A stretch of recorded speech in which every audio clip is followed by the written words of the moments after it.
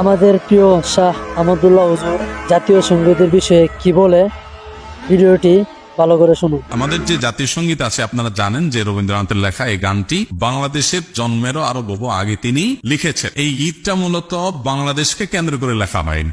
বাংলাদেশকে কেন্দ্র করে যেটা লেখা হয়নি সেটা কেন বাংলাদেশের জাতীয় সঙ্গীত হতে যাবে? যেই গীতের মধ্যে কোথাও বাংলাদেশ শব্দটাই নেই, সে গীত কিভাবে এদেশের জাতীয় সঙ্গীত হতে পারে? আমাদের দেশের জাতীয় সঙ্গীত পরিবর্তন করার জন্য অনেকে বলা বলি করছেন, এটা পরিবর্তন করা উচিত কিনা ইসলামের আলোকে জানতে চাই। জাতীয় সঙ্গীত পরিবর্তন করার দাবি এবারই শুধু উঠছে তা নয়, এর আগেও বারবার উঠেছে, আপনারা জানেন। কেন উঠেছে সেটা নিয়ে তর্ক আছে, বিতর্ক আছে, এটা উঠা উচিত কিনা বা এই সঙ্গীত থাকা উচিত কিনা, বা জাতীয় কোনো গীত, জাতীয় কোনো স্লোগান থাকা উচিত নাকি সেটা পরিবর্তন করা দরকার, সেটা নিয়ে আলোচনা হতে পারে।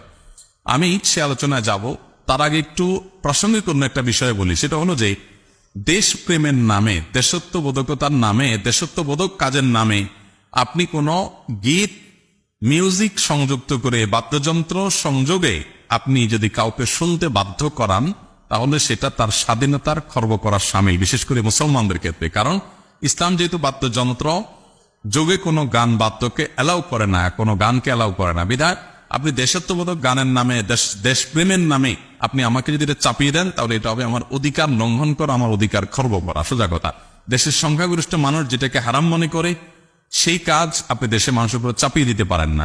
হ্যাঁ, দেশের একটা স্লোগান থাকলো, একটা গীত থাকলো, সেটার কথা মানার ভিতরে যদি আপত্তিকর কোনো কিছু না থাকে, সেটা ভিন্ন বিষয়, অবশ্যই সেটা গ্রহণযোগ্য হতে পারে। এবার আসা যাক এই গানটা নিয়ে, যে আমাদের যে জাতীয় সঙ্গীত আছে আপনারা জানেন যে রবীন্দ্রনাথের লেখা এই গানটি বাংলাদেশের জন্মেরও আরো বহু আগে তিনি লিখেছেন। এই গীতটা মূলত বাংলাদেশকে কেন্দ্র করে লেখা হয়নি।